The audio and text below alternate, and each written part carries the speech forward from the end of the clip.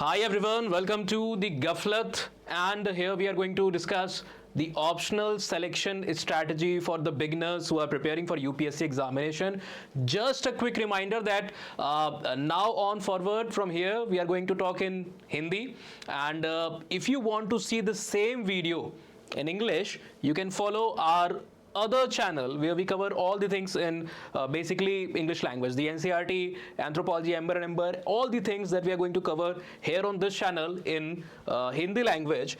The same will be available for you in English on this channel called as the Backbenchers Classes. Okay, you can search at the rate Backbenchers Classes by Utkarsh and you will find the link to the channel. अब हम आ जाते हैं अपने natural Hindi भाषा, हमारी one of the जो एक important language है, मेजॉरिटी लैंग्वेज है भाई देश की, उसके अंदर में बात करते हैं. काफ़ी डाउट रहता है बच्चों को कि ऑप्शनल सिलेक्शन के लिए हमें क्या क्राइटेरिया करना चाहिए. रिसेंटली हमने एक वीडियो बनाया था इंस्टाग्राम के ऊपर और वहाँ पर आई थिंक बहुत सारे क्वेश्चंस कमेंट सेक्शन में आए. In fact a lot of questions in my DM also. इस सब्जेक्ट का कंपैरिजन उस सब्जेक्ट से किसकी सक्सेस रेट ज़्यादा है, एवरेज मार्क्स. एक थोड़ा सा मेरे लिए सरप्राइजिंग क्वेश्चन था. There was one candidate, I am sure beginning level पे सबको इस तरीके से क्वेश्चन होते हैं दिमाग के अंदर में. एंड द क्वेश्चन वाज कि कैन वी स्कोर 400, किस ऑप्शनल से हम 500 में से 400 नंबर के ले आ सकते हैं.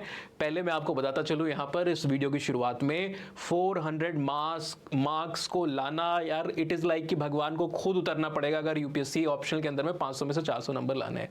जो हाईएस्ट कुछ मार्क्स गए ना आज तक वो 460 से 70 के बीच में, सॉरी आई एम मिस्टेकन, 360 से 370 के बीच में ही आपको सिमटता हुआ इंसान दिखाई देगा. Beyond that it is something that is not probably in the human reach as of now. तो एंथ्रोपोलॉजी से एक कैंडिडेट है जिनके 362 आए without getting into the top 10 ranks. 10 rank के अंदर में नाम नहीं था लक्ष्मी नागप्पन जी का और उन्होंने रैंक लेकर के आई आई थिंक 50 के आसपास में, जबकि नंबर थे एंथ्रोपोलॉजी ऑप्शन में 362, the highest ever marks in anthropology in the past decade. और इसी की तरीके से मैथमेटिक्स जो कि एक बहुत ही हाईली ऑब्जेक्टिव ऑप्शनल है ना.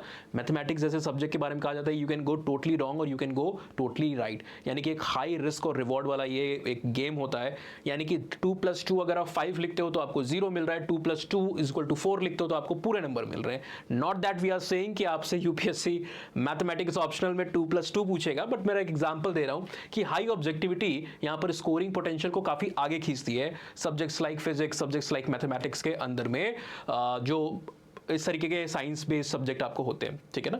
ह्यूमैनिटीज के जो सब्जेक्ट हैं, आर्ट्स के जो सब्जेक्ट है, वहां पर सब्जेक्टिविटी ज्यादा है ना. मैं कह सकता हूं कि ये जो रंग है ये लाल रंग है और कोई दूसरा कहेगा कि नहीं ये लाल नहीं है, ये खूनी लाल रंग है ना. खासकर फीमेल्स को काफ़ी इस चीज़ में प्रोफिशिएंसी होती है कलर में कि ये भाई क्रिम्सन रेड है, कि ये ब्लड रेड है, कि ये कौन सा रेड है. हमें उतना खासकर मेल्स को नहीं पता होता है. सो टैलेंट है, बहुत सारे टैलेंट्स है फीमेल्स में. This is also one of those talents. ठीक है. तो यहाँ पर हम जल्दी से बात करते हैं आगे चल के कि क्या क्राइटेरिया होना चाहिए आपका.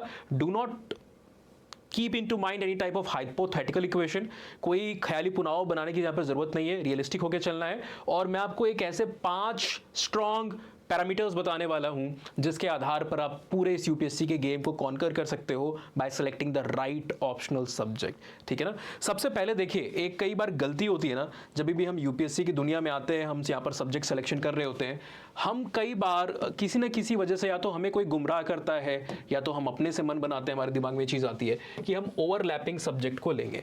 हम पहले आते हैं ना तो देखते हैं कि जीएस का सिलेबस क्या है. हमें दिखता है कि वहाँ पर जीएस 1 2 3 4 चाहे प्रीलिम्स हो चाहे आपका जो मेंस का जीएस है, इसके अंदर में हिस्ट्री जैसा सब्जेक्ट है, पॉलिटी जैसा सब्जेक्ट है, इकोनॉमिक्स जैसा सब्जेक्ट है, जियोग्राफी जैसा सब्जेक्ट है, सोसाइटी जैसा सब्जेक्ट है, साइंस एंड टेक वाला पोर्शन है, disaster management, lot of other things are there in the mains paper. अब हम जब ऑप्शनल की लिस्ट खोलते हैं तो हमें दिखाई देता है कि lot of these names are also present, these subjects are also present as the optional subject. ये नाम ऑप्शनल की कैटेगरी के अंदर में भी है, यानी कि आपका हिस्ट्री ऑप्शनल भी है, आपका ज्योग्राफी ऑप्शनल भी है, आपका सोशियोलॉजी ऑप्शनल भी है.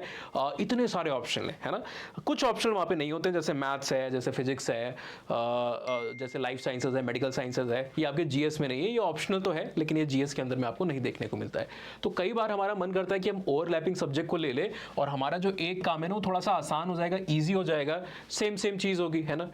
देखिए, टॉपिक सेम होता है लेकिन अप्रोच, डेप्थ या नेचर ऑफ क्वेश्चन जो पूछे जाते हैं, प्रीलिम्स के अंदर में जो आपका जनरल स्टडीज़ वाला पोर्शन है, मेंस का जो जनरल स्टडीज़ का पोर्शन है, और जो ऑप्शनल के अंदर में चीज़ें आती हैं वो बिल्कुल ही एक दूसरे से काफ़ी डिफरेंट हो सकती हैं, है ना।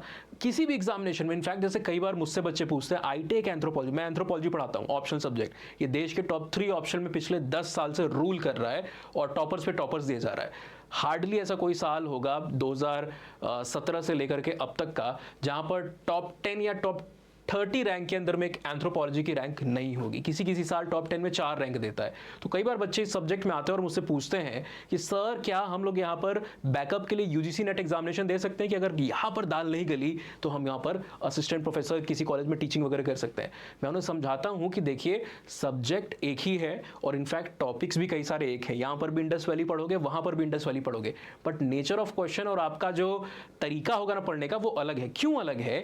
यहाँ पर इंडस वैली से जो क्वेश्चन आएगा वो इंडस वैली के रिलीजन के ऊपर आएगा, वो इंडस वैली के इंडिजीनियस या एक्सोजीनियस ओरिजिन के बारे में आएगा। कौन कौन सी थ्योरी है, कौन कहता है, क्या कहता है, डिक्लाइन किस वजह से हुआ उसकी थ्योरी के ऊपर है, इन्फ्लुएंस क्या रीजनल कल्चर्स का है उसके ऊपर से क्वेश्चन आएगा, आर्यन माइग्रेशन के रिलेटेड क्वेश्चन आपको देखने को मिलेंगे। So this type of question जबकि आप जब यूजीसी नेट में एंथ्रोपोलॉजी को दोगे तो वहां पर कहेगा कि भाई मांडा और शोरतुगई से लेकर के जो आपकी दाइमाबाद की साइट है ना, इसको क्रोनोलॉजिकली आप अरेंज करो।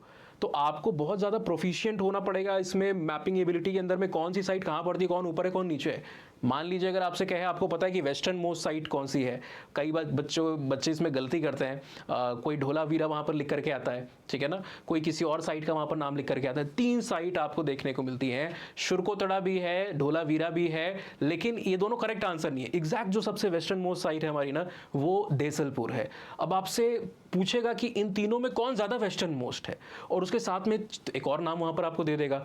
तो ऐसे प्रॉब्लम आपको आते हुए देखने को मिलेगी। स्कॉलर्स के नाम पूछता है कि इन स्कॉलर्स के वर्क को 3-4 स्कॉलर्स के बहुत सारे वर्क दे देगा, 5-6 वर्क, कहेगा क्रोनोलॉजिकली अरेंज करो आप।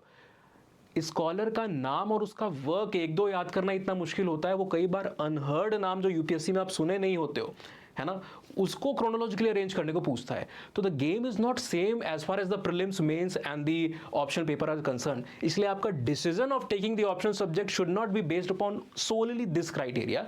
It can be one of the criteria, but इसका वेटेज काफ़ी मॉडरेट होना चाहिए। It should not have a high weightage. आपके जो निर्णय यहाँ पर आप लेने जा रहे हो ना, उसमें इसका बहुत बड़ा एक भार नहीं होना चाहिए कि ओवरलैपिंग कितना है सब्जेक्ट। ये कई बार आपको धोखा दे सकता है, ठीक है, थोड़ा बहुत ओवरलैपिंग होना चाहिए। जैसे जैसे सोशियोलॉजी है, सोशियोलॉजी आपको एथिक्स एस्से में थोड़ी इनडायरेक्ट हेल्प करता है, ठीक है ना, हेयर एंड देयर, जो बाकी बहुत सब्जेक्ट कह सकते हैं, फिलोसफी भी कह सकता है, एंथ्रो भी कह सकता है, बहुत सारे सब्जेक्ट कह सकते हैं कि वो इस तरीके से आपकी हेल्प करते हैं। लेकिन रियली कहाँ पर सोशियोलॉजी जाके फंसता है आपका पेपर में? जीएस के अंदर में इंडियन सोसाइटी का, जिसमें से एवरेज कुछ 70-72 नंबर का क्वेश्चन आ सकता है, 60 से 90 के बीच में क्वेश्चन आ सकता है। ईयर बाय ईयर कभी हो सकता है, कुछ ज़्यादा हो जाए कुछ कम हो जाए। 70 के आसपास का आप लेकर के चल सकते हो। 250 का पेपर, उसमें हिस्ट्री, ज्योग्राफी, सोसाइटी तीनों है, तो उसमें से हो सकता है 60 के आसपास का इस पोर्शन से आपका क्वेश्चन आ जाए। तो उसके बेसिस पे आप अपने बाकी जो पूरा जीएस का, यानी कि 4 तो आपके सिर्फ ये जीएस के पेपर हैं, 1000 ये हो गया प्लस एस्से है ना, तो इन सबका निर्णय आप सिर्फ उस 60-80 नंबर के बेसिस पे नहीं ले सकते हो। लेकिन एक फैक्टर होता है कि कहीं ना कहीं तो आपकी हेल्प कर रहा है, वो 60-80 नंबर में आपकी डायरेक्ट हेल्प कर देगा और बाकी एस्से एथिक्स में हो सकता है कुछ आपकी थोड़ी बहुत हेल्प कर दे। तो 100-125 नंबर की हेल्प कर रहा है, ठीक ठाक हेल्प है। अगर हम एस्से के पेपर को ले लेते हैं या उसको माइनस भी कर देते हैं तो लगभग 10% के आसपास से 12-13% की हेल्प कर रहा है। कुछ ऑप्शनल है, जैसे पॉलिटिकल साइंस का जो ऑप्शनल है, पीएसआईआर जो ऑप्शनल है, जियोग्राफी जो ऑप्शनल है, ये थोड़ा और ज़्यादा हेल्प कर सकता है। पीएसआईआर अच्छे खासा हेल्प करता है और जियोग्राफी हेल्प करता है, लेकिन इन दोनों में दिक्कत है। जियोग्राफी एक समय लगभग 2000 के आसपास बच्चे मेंस लिखते थे, सुपर हिट ऑप्शनल हुआ करता था जब यूपीएससी में ह्यूमैनिटीज का राज हुआ करता था, लेकिन आज इसको कोई पूछने वाला नहीं है। हिस्ट्री के साथ भी सेम कंडीशन है, कहाँ 1500-2000 बच्चे मेंस दिया करते थे, आज 400 से 600 बच्चे उससे मेंस आपको देखने को मिल रहे हैं। टॉप 10 में इस साल 10 में से एक भी रैंक जियोग्राफी और हिस्ट्री की आपको आते हुए नहीं देखने को मिलेगी। रीजन बीइंग सिलेबस बहुत वास्ट है, रिटेंशन करना मुश्किल है। आज की जनरेशन जो है वो इतना ज़्यादा यूजलेस जो डाटा अपने दिमाग के अंदर में कंसीडर कर लेते हैं ना, उसको ध्यान रखने में उनको उतना मज़ा नहीं आता। हैं, कंसेप्चुअली एनालिटिकली लोडेड जो कंसेप्ट है ना, उनको पढ़ने के अंदर में they are more interested than this rote learning रट्टाफिकेशन। और डायनेमिज्म भी कई बार आ जाता है ऐसे सब्जेक्ट के अंदर में, जैसे PSIR है, हाईली डायनेमिक है, तो PSIR बहुत अच्छा खासा ओवरलैप देता है, ज्योग्राफी उससे कम देता है, हिस्ट्री तो और भी कम देता है। हिस्ट्री में तो GS के अंदर में आपका फंसेगा, वो 60 80 90 नंबर का क्वेश्चन आपका पड़ेगा, प्रीलिम्स में तो हेल्प करेगा, GS के GS मेंस के अंदर में आपका 80 नंबर का, वहाँ पर 90 नंबर का हेल्प करेगा, उससे ज़्यादा तो करेगा नहीं। पॉलिटी में तो आप हिस्ट्री से आंसर लिखोगे नहीं, आप इंटरनल सिक्योरिटी से लेकर जो आपका बाकी पोर्शन है एथिक्स का, उसके अंदर में एसए का, डिजास्टर मैनेजमेंट का, उसमें तो हिस्ट्री काम आएगी नहीं। कई बार बच्चों को लगता है हिस्ट्री बहुत बड़ी है और हिस्ट्री बहुत ओवरलैपिंग है, कितने नंबर की कर रहा है, जितनी सोसाइटी कर रहा है उतनी कर रहा है ना। वो अलग बात है कि सोसाइटी प्रीलिम्स में हेल्प नहीं करेगा, आपके GS के अंदर में हिस्ट्री हेल्प करेगा आपको। हिस्ट्री आर्ट एंड कल्चर का जो पोर्शन है वहाँ से काफ़ी क्वेश्चन आते हैं आपके। लेकिन अगर इनके कंपैरिजन हम एंथ्रो जैसे सब्जेक्ट को देखते हैं, एंथ्रो आपका पेपर 1 में हिस्ट्री जो एंशिएंट और जो प्री हिस्टोरिक वाला टाइम है ना, आपके स्टोन एज से लेकर के इंडस वैली तक, और उसके बाद जो PGW NBPW कल्चर से वहाँ भी हेल्प करता है। आर्ट एंड कल्चर में आप नितिन सिंघानिया या कोई भी किताब पढ़ते हो, उसके अंदर में आपका लिंग्विस्टिक क्लासिफिकेशन है, उसके अंदर में आपका रेशियल क्लासिफिकेशन, उसके अंदर में आपकी केव आर्ट है, केव पेंटिंग्स है, ये सारी पोर्शंस हो गए आपके, इन सब में हेल्प करता है। कई सारे GI टैग्स आप directly current affairs of the portion के अंदर में पढ़ते हो, जो करंट अफेयर्स की तरफ से आपसे कई बार आ रहे होते हैं। सोसाइटी, क्योंकि सोशियोलॉजी और एंथ्रोपोलॉजी को सिबलिंग्स या कजन्स कहा जाता है, सोशियोलॉजी के अंदर में जो आपका ओवरलैप मिलता है सोसाइटी से, वो एंथ्रो में भी मिलता है, बिकॉज सोसाइटी की तरह सोशियोलॉजी की तरह एंथ्रोपोलॉजी भी marriage, family, kinship, religion, social stratification, inequality, इन सारे डोमेन्स को, social groups etcetera, urbanisation, women, feminist, ये सारे एंगल, ग्लोबलाइजेशन का इंपैक्ट, ये सारी चीज़ को कवर करता है। तो सोशियोलॉजी की तरह सोसाइटी में भी हेल्प देता है, हिस्ट्री में भी हेल्प दे रहा है, इन्वायरमेंट में भी कई बार प्राइमेटोलॉजी से डायरेक्ट प्रीलिम्स में क्वेश्चन फंसते हैं आपके, ठीक है ना। अपार्ट फ्रॉम दैट जो पॉलिटिकल वाला पोर्शन है, पॉलिटिकल साइंस वाला पोर्शन है, पॉलिटी वाला पोर्शन है, इनफैक्ट वहाँ पर भी आपके कई सारे क्वेश्चन फंसते हैं, बिकॉज यहाँ पर आप 5th शेड्यूल, यहाँ पर आप 6th शेड्यूल को पढ़ने वाले हो, यहाँ पर आप जो पोर्शन है पेसा का, PRIs का, ठीक है ना, शेड्यूल्ड एरिया, ट्राइबल्स एरिया के अलावा जो माइनॉरिटी के राइट्स हैं, उनके जो इशूज़ हैं, उन पे से सीधे क्वेश्चन आते हैं, वो आपके यहाँ पर तुरंत यूटिलाइजेशन के आते हैं। इंटरनल सिक्योरिटी के अंदर में रीजनलिज्म, कम्युनलिज्म से लेकर के जो बाकी सेपरेटिस्ट, सेसेशनिस्ट मूवमेंट टेंडेंसीज हैं, ये सारा आप यहाँ एंथ्रो के अंदर में कवर करते हो। तो लोगों को लगता है कि नाम ऐसा है कि किसी सब्जेक्ट के साथ मैच नहीं कर रहा और वो पर्सपेक्टिव अपना बना लेते हैं, but it is one of the very good overlapping. PSIR इतना नहीं है, जियोग्राफी के थोड़ा सा बराबर के अंदर में आपको दिखाई देगा, लेकिन हिस्ट्री, सोशियोलॉजी, फिलोसफी, एग्रीकल्चर, पबैड, इनसे तो बहुत ज़्यादा ओवरलैपिंग है। अच्छी बात इसके अंदर में ये भी है कि सिलेबस इसका काफ़ी ज़्यादा शॉर्ट आपको देखने को मिलता है, very short and crisp syllabus. Philosophy के बाद जो इकलौता सब्जेक्ट 4 महीने में कवर कर सकते हो आप, वो एंथ्रोपोलॉजी है। मेजर ऑप्शंस की यहाँ पर बात हो रही है, ठीक है ना। कई सारे लैंग्वेज के भी पेपर होते हैं जिसके बारे में मुझे जानकारी नहीं होगी, असमीज भाषा या कोई और भाषा है, हिंदी लिटरेचर, इंग्लिश लिटरेचर तो लोग जानते हैं। रीजनल लैंग्वेजेस के जो पेपर आपके हैं उसके बारे में उतना ज़्यादा मुझे जानकारी नहीं है, उसके लिए आपको उनके एक्सपर्ट्स जो होंगे उनसे बात करनी पड़ेगी, ठीक है ना। चलिए, तो ये मैंने आपको बताया कि ओवरलैपिंग जो है ना, ये आप डिसाइड नहीं कर सकते। जैसे आपको लगेगा कि एंथ्रो में है नहीं, पर एंथ्रो तो इतना ओवरलैपिंग देता है, तो उसके बेसिस पे आप अगर डिसीजन लोगे तो फंस जाओगे आप। It should be one of your criteria, but इसका वेटेज 12-15% से ज़्यादा नहीं होना चाहिए। नेक्स्ट, यहाँ पर कई बार एक बच्चे गलती करते हैं ना कि वो अपने बैकग्राउंड को, ये एक चीज़ यहाँ पर लिखी नहीं है शायद, बैकग्राउंड को काफ़ी ज़्यादा वेटेज देते हैं। चलिए, उसको हम यहाँ पर डाल देते हैं। बैकग्राउंड से मतलब क्या है कि हमने सब्जेक्ट के अंदर में UG या PG किया हुआ है। मैं आपको बताऊँ, भारत के अंदर में यूनिवर्सिटी कॉलेज के लेवल पे कई सारे बच्चे जो है ना, वो इस बेसिस पे एडमिशन ले लेते हैं कि उनके पास दूसरा ऑप्शन नहीं है। उन्हें 12वीं में मैथ अच्छी नहीं लगती थी तो मैथ लिया नहीं उन्होंने, बायोलॉजी ले ली। कॉमर्स इसलिए नहीं लिया कि लगता था भाई कॉमर्स आर्ट्स तो ये वीकर वाले होते हैं, साइंस लेना है तो नाम होगा, घर में परिवार में समाज कहता है कि साइंस के बच्चे हो कि नहीं हो, है ना। साइंस लेना है पर मैथ से डर लगता है, तो हमने क्या ले लिया, PCB ले लिया। अब PCB लेने के बाद फिर हम क्या करते हैं, नीट की तैयारी कर लेते हैं। नीट की तैयारी में तो हुआ नहीं, बड़ा कॉम्पिटिशन है ना, वहाँ भी UPSC से कठिन मामला है, तो नीट की तैयारी की नहीं तो हम BSc या कुछ इस तरीके से कर लेते हैं। BSc फिजिक्स में कर लिया, कंप्यूटर साइंस में कर लिया, BSc लाइफ साइंसेस के अंदर में कर लिया, बॉटनी जूलॉजी ऑनर्स कर लिया, स्टैटिस्टिक्स कर लिया, कुछ BSc में कर लिया, BSc मैथ्स तो था नहीं तो कुछ और कर लिया हमने यहाँ पर, ठीक है ना। तो अब इससे क्या दिक्कत आती है कि आपने जो डिसीजन लिया था ना बैकग्राउंड का, वो आपके इंटरेस्ट के बेसिस पे नहीं था, वो सर्कमस्टेंसेस यानी कि परिस्थितियों के बेसिस पे था, और ऐसे निर्णय लॉन्ग टर्म में कई बार गलत साबित होते हैं। आप कॉलेज के अंदर में ना, अगर हो सकता है आपको जेन्युइनली थोड़ा बहुत इंटरेस्ट रहा हो कि आपको बायोलॉजी अच्छा लगता था, आपने लाइफ साइंसेज या जूलॉजी ZBC ZBA से वहाँ पर डिग्री ले ली। प्रॉब्लम क्या होती है कि आप, जैसे कि हमारे चैनल का नाम है, कॉलेज में कई बार गफलती फितरत के अंदर में, तो गफलती, I hope you do understand the meaning of the word careless या केयरलेसनेस उसका मतलब होता है, तो थोड़े से केयरलेस होते हो आप, है ना। आप एक्स्ट्रा जो करिकुलर एक्टिविटीज़ हैं, है ना, दोनों मायने हो सकते हैं इसके, मैं फॉर्मली मायने की बात कर रहा हूँ। तो आप थोड़ा एक्स्ट्रा करिकुलर एक्टिविटीज़ में आपका दिमाग लगने लगता है, कंपटीशन में जा रहा है, ये स्किट है, ये क्या नुक्कड़ नाटक हो रहा है, ये प्ले हो रहे हैं, ये ड्रामा हो रहा है, ये डिबेट हो रही है, ये कंपटीशन, वो कंपटीशन, फेस्ट वगैरह हो रहा है, उसमें आप पार्टिसिपेट कर रहे हो, कुछ स्पोर्ट्स में इंटरेस्टेड हो सकते हैं, अच्छी बात है, बुरी बात नहीं है, उन सब में आपका मन लग सकता है। और एग्जामिनेशन में आप सिर्फ डिग्री लेने, पास होने के लिए जाते हो कि लास्ट मोमेंट पर पढ़ा, 1-2 हफ्ते पढ़े, उससे हमारे 60 नंबर आ गए, फर्स्ट डिवीजन मिल गई, तो गंगा नहाए, बहुत हम यहाँ पर खुश हैं। तो यहाँ पर आपका सब्जेक्ट के साथ ट्रू रिलेशनशिप नहीं बना, आप किसी तरीके से you barely manage to pass the examination, you are not having a very strong ground. तो ऐसे कंडीशन में अगर आप ये सोचते हो कि मेरा बैकग्राउंड सब्जेक्ट वो ऑप्शनल है जिसमें मेरी डिग्री है और मैं उसको लेकर के आगे बढ़ूंगा, दिस कैन बैकफायर। अगर आप बैकग्राउंड के बेसिस पे अगर अपना ऑप्शनल सेलेक्ट कर रहे हो, ये एक क्राइटेरिया हो सकता है, इसको थोड़ा कम वेटेज आपको यहाँ पर देना है, और तभी देना है वेटेज, थोड़ा बहुत भी जो वेटेज हो तब दोगे आप इसको जब आपने ट्रूली उस सब्जेक्ट के अंदर में आपने चुना था, वो फैसला किसी मजबूरी में नहीं लिया था उस सब्जेक्ट के साथ जाने का। एंड सेकेंड थिंग कि आपने प्रॉपरली उस कोर्स को किया, पास होने के लिए रट्टाफिकेशन मार मार के, या उस समय समझ में आ गया फिर कनेक्शन छूट गया था, ऐसा नहीं किया, या फिर यूजी कुछ और से किया, पीजी किसी और से कर लिया।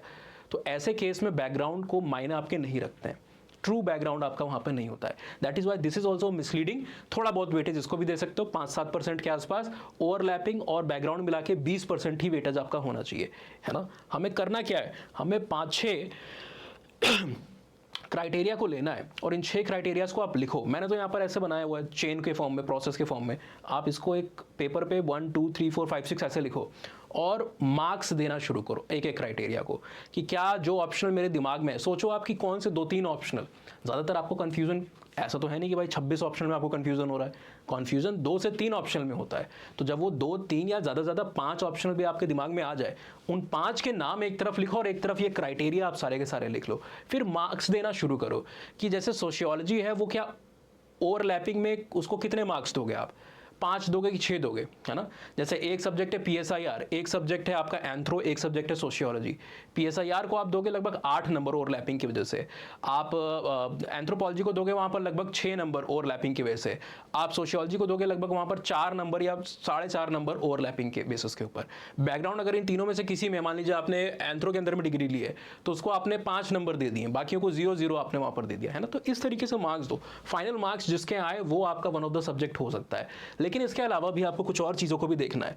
आजकल के सब्जेक्ट में in fact most of you are entering into the preparation just now, beginners अगर आप हो, एक बड़ी प्रॉब्लम है कि जेनजी का अटेंशन टाइम जो है ना बहुत कम हो गया है। और ये मैं नहीं कह रहा हूँ, ये ओपिनियन नहीं है, रिसर्च कह रही है। इसलिए आप कर ये कई सारे हो सकता है इस लेवल पे यहाँ पर पहुंचे ना हो, आप अगर पहुंचे हो ना तो मुबारक हो आपको।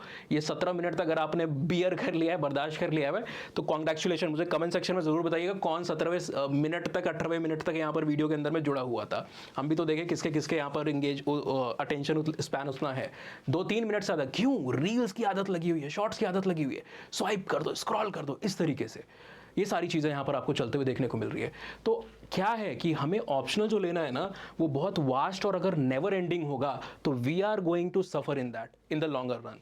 इसलिए हमें कौन सा ऑप्शन लेना है कि जो शॉर्ट ऑप्शनल हो, कौन सा ऑप्शन लेना है जो स्टैटिक ऑप्शनल हो। देखिए हिस्ट्री है, हिस्ट्री आपका स्टैटिक ऑप्शनल है, डायनेमिज्म नहीं, करंट अफेयर्स नहीं है उसमें। Question can be framed in a dynamic way. जैसे अगर टीपू सुल्तान न्यूज़ में था पिछले साल, तो मैसूर से रिलेटेड कोई क्वेश्चन आ सकता है, ठीक है ना। लेकिन ऐसा नहीं कुछ नया हो जाएगा हिस्ट्री के अंदर में, नॉलेज इन्फॉर्मेशन वही वही है। Question can B dynamically framed, वो चेंजेस आ सकते हैं। तो यहाँ पर क्या आपको देखने को मिलेगा कि स्टैटिक है पर क्या वो शॉर्ट है, आंसर इज नो, उस पैरामीटर पे फेल हो गया, 10 में से 5 मार्क्स मिले, पूरे मार्क्स नहीं मिले। फिर सोशियो को आपने कहा क्या स्टैटिक है, 75-80% स्टैटिक है, ठीक है। क्या शॉर्ट है, शॉर्ट है, 5-6 महीने, 6 महीने लगते हैं यूजुअली, बहुत बड़ा नहीं है, बहुत छोटा भी नहीं, मॉडरेट है, बिटवीन है, तो उसको आपने 7 मार्क्स दे दिए। PSIR को आपने देखा, शॉर्ट है, मॉडरेट है, मतलब 6 महीने 7 महीने यूजुअली लग जाते हैं PSIR को भी कंप्लीट करने में, तो मॉडरेट है। डायनेमिक है, बहुत डायनेमिक है, one of the most dynamic optional subject है आपका, तो अगेन इसको भी आप 5 से 6 नंबर दोगे। ये थोड़ा सोशियोलॉजी से पीछे हो जाएगा, हिस्ट्री से थोड़ा सा बेहतर हो जाएगा मान लीजिए, ठीक है ना। हिस्ट्री से भी बेहतर इसलिए होगा बिकॉज ओवरलैपिंग ज़्यादा है, है ना, नॉट बिकॉज ऑफ शॉर्ट और स्टैटिक। फिर आप जियोग्राफी को ऐसे ही ट्रीट करो, एंथ्रो को भी ऐसे ही ट्रीट करो। एंथ्रो में बड़ा सही हो जाता है। क्या ये शॉर्ट है? फिलॉसफी के साथ it is the shortest major optional जो 4 महीने में खत्म हो सकता है। क्या ये स्टैटिक है? 75 to 80% जस्ट लाइक सोशियोलॉजी, ये भी आपको स्टैटिक सब्जेक्ट दिखाई देता है। मार्क्स किसको दोगे आप? स्केल पे 8 मार्क्स दोगे इस सब्जेक्ट को यहाँ पर, ठीक है ना। तो ऐसे आप स्कोरिंग यहाँ पर रख सकते हो, बिकॉज सब्जेक्ट अगर बहुत ज़्यादा बड़ा है ना, उसकी प्रॉब्लम क्या होती है मैं आपको बताता हूँ। एक तो बोर्डम आने लगती है, मोनोटोनस सब्जेक्ट होते हैं, और जीएस में तो आपका 1 महीने, सवा महीने, 1.5 महीने, 2 महीने में चीज़ें खत्म हो रही है, पोर्शन खत्म हो रहा है। यहाँ पर आपका सोचो मतलब 6 महीने ऑन एन एवरेज ऑप्शनल में लगते हैं। कुछ ऑप्शनल 9 से 10 महीने वाले हैं, कुछ ऑप्शनल 4-5 महीने वाले हैं। एवरेज जो हम समय मानते हैं वो 6 महीने के आसपास का है। 6 महीने बियर करना सब्जेक्ट के साथ, क्लासेस से बच्चे आना बंद कर देते हैं, ऑफलाइन हो चाहे ऑनलाइन हो, बोर्डम इतनी हो जाती है।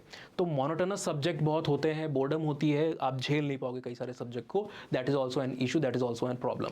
नेक्स्ट यहाँ पर एक और इसके साथ में दिक्कत है ना, कि अगर आपका सब्जेक्ट बहुत बड़ा है तो आपको रिविजन करने के लिए, आंसर राइटिंग करने के लिए, टेस्ट सीरीज अपीयर करने के लिए जो समय मिलेगा ना, वो भी बहुत कम होने वाला है। That is also an headache, एक वो भी प्रॉब्लम है, ठीक है ना। तो इसलिए इसको भी ध्यान रखिएगा, शॉर्ट और स्टैटिक वाला पैरामीटर इज ऑल्सो इंपॉर्टेंट। अगला है कि कई बार ये एक गलती और बच्चे करते हैं।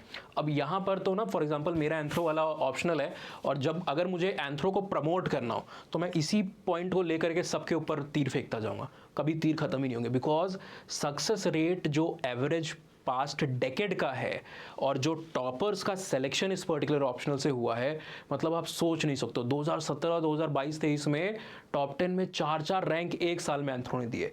कई ऑप्शनल ऐसे हैं जो 10 साल में टॉप 10 में 4 रैंक नहीं देते हैं। एंथ्रो ऐसा ऑप्शनल है जिसने टॉप 10 के अंदर में 4-4 रैंक एक नहीं 2-2 बार दिए, वो भी सिर्फ 5-6 साल के टाइम फ्रेम के अंदर में। इतना बड़ा है, 3-3 रैंक्स देता है, 2-2 रैंक्स देता है। कई बार ऐसा होता है, अभी बीच में ऐसा साल था कि टॉप 20 रैंक्स के अंदर में 7 रैंक, लगभग 7 रैंक एंथ्रोपोलॉजी की थी 20 में। सोचो 7 रैंक कितनी बड़ी बात है आपकी, ठीक है ना। तो that is also one of the thing, success rate का, टॉपर्स का हाई होना। बट क्या ये क्राइटेरिया है? ज़रूरी नहीं है, है ना। This can not be never be a good criteria कि सामने वाला फॉर एग्जांपल डिजिटल मार्केटिंग के अंदर में अच्छा कर रहा है, या सामने वाला फॉर एग्जांपल एक पर्टिकुलर फील्ड में रियल एस्टेट ब्रोकर के तौर पे अच्छा कर रहा है, तो हमारा भी वही एप्टीट्यूड है कि हम वहाँ पर अच्छा करेंगे। This should not be a criteria. ये बहुत लाइमलाइट वाली चीज़ है, बहुत हाईलाइट होती है, ग्लोरीफिक होती है। आपको कोर्स ज़बरदस्ती, जो काउंसलर्स होते हैं ना कई बार, इसलिए एजुकेटर्स से बात करनी चाहिए। काउंसलर्स होते हैं ना, उनका पर्पस क्या होता है? उनकी भी जॉब है, उनका भी काम है। दे आर नॉट लाइक, आप भी उस जगह पे हो ना। हम एंथ्रो में एक चीज़ को पढ़ते हैं, रिलेटिविज्म। सबकी सिचुएशन, सब सर्कमस्टांसेस, एंथ्रो कहता है सबका कल्चर यूनिक है। आप समझो सबकी सर्कमस्टांसेस यूनिक है, और आप भी उस कंडीशन में होगे ना, तो शायद आप भी वैसा ही करोगे, आप अगर जॉब में होंगे। तो काउंसलर्स का काम है कि जो भी सब्जेक्ट, फॉर एग्जांपल उनको कहा गया है कि आपको ये सब्जेक्ट के अंदर में ग्रोथ दिखानी है, तो बच्चे को वही बताएंगे, सारी अच्छी अच्छी बातें बताएंगे उस सब्जेक्ट के बारे में। और वो सबसे ज़्यादा यही चीज़ आपके ऊपर फेंक के मारते हैं कि भाई सक्सेस रेट देखो इतना ज़्यादा, टॉपर जितने आते हैं, है ना। So it can be a very minute criteria to give you confidence internally, आपको अंदर से एक एनर्जी देने के लिए, उत्साह देने के लिए एक अच्छा फैक्टर हो सकता है। बट ये क्राइटेरिया बहुत अच्छा मैं नहीं मानता हूँ, टू बी ऑनेस्ट, ठीक है। देन है ट्रेंड और स्कोर। ये स्टैटिस्टिकल मॉडल है, जो कि हमें वेटेज तो हम इसको 4-5% दे सकते हैं, है ना, या ओवरलैपिंग, या इसके इतना ही आप दे सकते हो, ओवरलैपिंग और बैकग्राउंड के इतना ही आप दे सकते हो वेटेज। इससे आपको क्या पता चलता है कि ट्रेंड है में है वो सब्जेक्ट की नहीं है, सिलेक्शन हो रहे हैं कि नहीं है, एवरेज मार्क्स कितने आ रहे हैं। जैसे कई सारे ह्यूमैनिटीज़ के सब्जेक्ट को देखे उन्होंने, तो एवरेज मार्क्स 260-270 होते हैं 500 में से। तो जो भाई साहब मुझसे भी इंस्टा के ऊपर पूछे कि 400 नंबर आएंगे कि नहीं आएंगे, तो वो थोड़ी सी दिक्कत हो जाएगी। 400 मार्क्स फिर नहीं, 400 छोड़ो, 260-270 ऑप्शनल के अंदर में होता है। ह्यूमैनिटीज़ के अंदर में जो मैथ्स वाले ऑप्शन है ना, एक बच्चे के हो सकता है एक अटेम्प्ट में 360 भी आ जाए, अगले अटेम्प्ट में हो सकता है 145 आ जाए। क्योंकि मैंने हर बार कहा है कि हाई रिस्क रिवॉर्ड वाला ये गेम होता है, जो बहुत ही ऑब्जेक्टिव सब्जेक्ट होते हैं। अच्छा, इन दोनों के बीच में ना एंथ्रो बड़ा सही फिट बैठता है। एंथ्रो को क्या कहा जाता है कि anthro is the most scientific of the humanities and most humanistic of the sciences. एक ब्रिज है ह्यूमैनिटीज़ और साइंस के बीच में। यहाँ पर डार्विन की थ्योरी है और मेंडल की वर्क भी है यहाँ पर, और साथ ही साथ यहाँ पर आर्कियोलॉजी भी आपको देखने को मिलती है। एक वीडियो बनाऊंगा जहाँ पर एंथ्रोपोलॉजी के सिलेबस को एक्सप्लेन करूँगा, डिकोड करूँगा, ठीक है ना। दूसरी यहाँ पर एक अच्छी चीज़ आपको क्या देखने को मिलती है, अपार्ट फ्रॉम दीज 2 कंपोनेंट्स, ये दोनों चीज़ तो है यहाँ पर, इसके अलावा आपको क्या देखने को मिलता है कि आपका सोशियोलॉजी से रिलेटेड कंटेंट भी है। यहाँ पर ट्राइबल कल्चर और इंडियन फिलॉसफी से रिलेटेड भी कंटेंट है। तो ये एक ऐसा मर्जर बनाता है ना कि जो इसका फिजिकल वाला पोर्शन है उसकी वजह से स्कोरिंग काफ़ी हाई हो जाती है, ऑब्जेक्टिविटी काफ़ी आ जाती है, और ह्यूमैनिटीज़ वाले पोर्शन की वजह से इसका ओवरलैप काफ़ी बढ़ जाता है, और इसलिए बहुत बढ़िया ये फिट यहाँ पर बन करके बैठता है ये पर्टिकुलर सब्जेक्ट। तो इसी वजह से इसके एवरेज स्कोर भी आप देखोगे ना, मैथ्स में कनिष्क कटारिया टॉपर है, one of the most famous topper and highest scoring topper, उनके 361 मार्क्स हैं और उनकी टॉप रैंक थी टॉप 10 में। लक्ष्मी नागप्पन टॉप 10 में भी नहीं थी, टॉप 20 में भी नहीं थी, उनके जो स्कोर को आप देखोगे वो कनिष्क कटारिया से भी ज़्यादा 362। और ये इंपॉर्टेंस आप समझो ऑप्शनल की होती है कि लक्ष्मी नागप्पन जी के टोटल जीएस में मार्क्स 401 या 402 के आसपास थे, है ना, और उनके जो ऑप्शनल के अंदर में मार्क्स हैं वो 362 थे। मतलब 1000 नंबर का पेपर उन्होंने जीएस में दिया, जीएस 1 to 4 ऐसे को नहीं इंक्लूड कर रहे हैं, तो उसमें मार्क्स आए 401 402, और 500 नंबर का उसके आधा का पेपर दिया उन्होंने एंथ्रो ऑप्शनल, तो उसमें 362 नंबर आए, है ना। तो जीएस में कहाँ 40% वो लेकर के आ रही हैं, और एंथ्रो में ऑलमोस्ट 75% उन्होंने लेकर आए, उससे भी ज़्यादा लेके आए। 70% होता है 350, 5 7 35, और उसमें आप वहाँ पर फॉर एग्जांपल 15 मार्क्स और जोड़ दो या 10 मार्क्स आप और जोड़ दो तो 2% आपके वहाँ पर बढ़ जाएंगे, ठीक है ना, 2% आपके वहाँ पर बढ़ जाएंगे। और उनके कितने 362 है ना, तो लगभग 75% के आसपास वो मार्क्स लेकर के आ रही है, नॉट एक्जैक्टली 75% के आसपास में मार्क्स लेकर के आ रही है ना। इनफैक्ट सॉरी, हाँ हमने वही कहा ना आपको कि 35 आपका 350 नंबर जो है वो 70% है, उससे इनके ज़्यादा है, यानी कि 2% और बढ़ा दो 77 है, नॉट 72, 77 78। बोलते बोलते 25 मिनट होने को है, मेरा भी कैलकुलेशन वो सब वो हो रहा है, ठीक है ना। चलिए आप बैठे हो आराम से, आपको एक्टिविटीज़ को करते रहिए। तो this is one thing that you can keep in mind, और इसके लिए हम सेकंड वीडियो यहाँ पर लेकर के आएंगे, आप चैनल के साथ में जुड़ जाओ।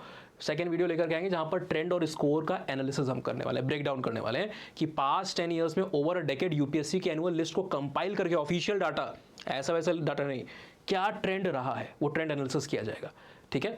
लास्ट जो मैं कहता हूँ न्यूमेरो यूनो आपका सबसे बड़ा तुर का पत्ता होता है, सबसे इंपॉर्टेंट जो चीज़ होती है ऑप्शनल सिलेक्शन में वो है आपका इंटरेस्ट लेवल। इंटरेस्ट लेवल नहीं है तो सब कुछ खत्म है।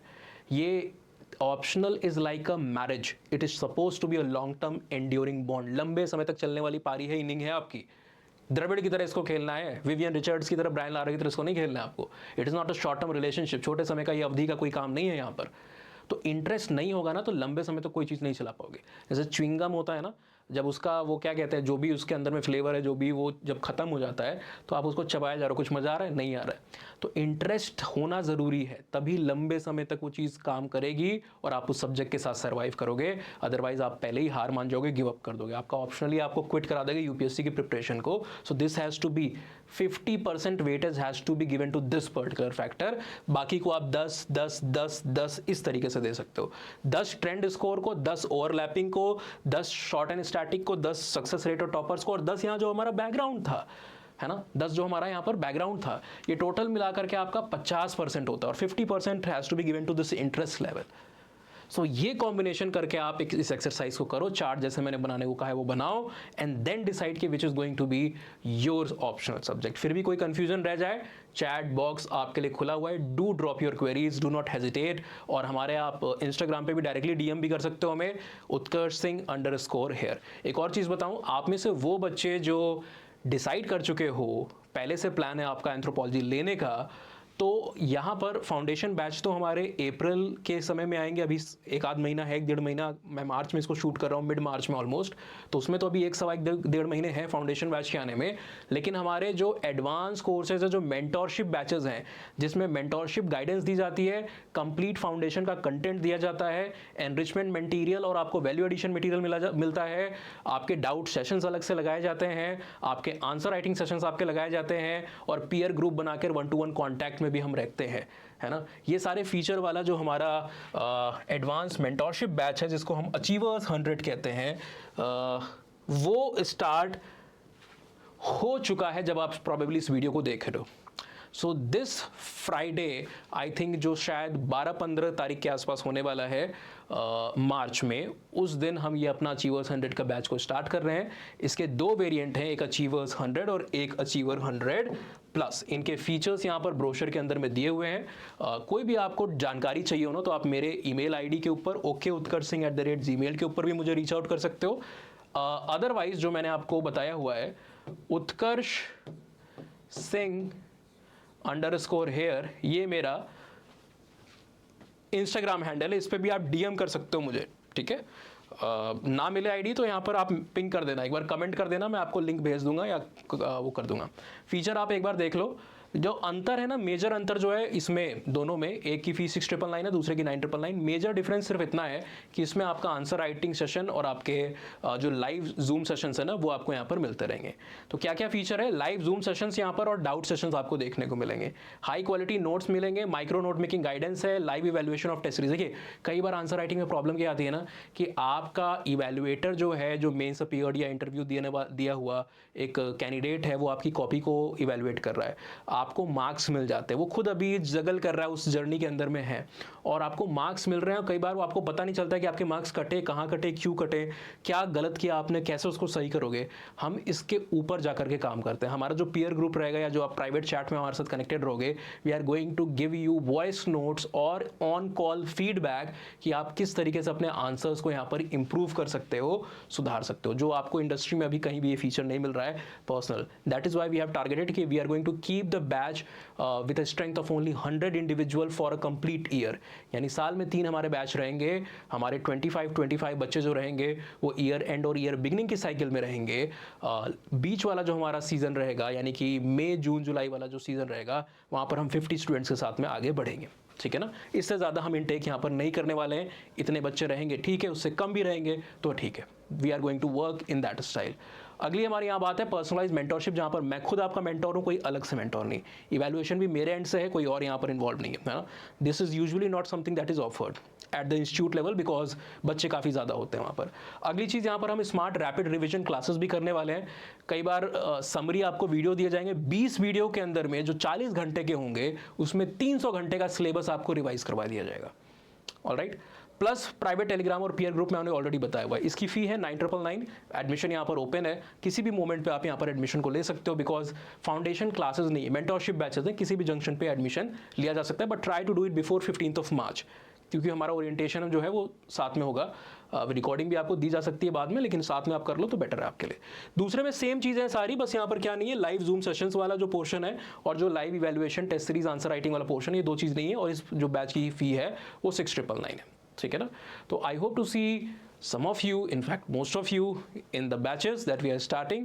कोई भी और डाउट के लिए okutkarshsingh@gmail.com या utkarshsingh_hair इंस्टाग्राम के ऊपर आप मुझे रीच आउट कर सकते हो। चलिए मिलते हैं, शुभ रात्रि, गुड बाय, टेक केयर।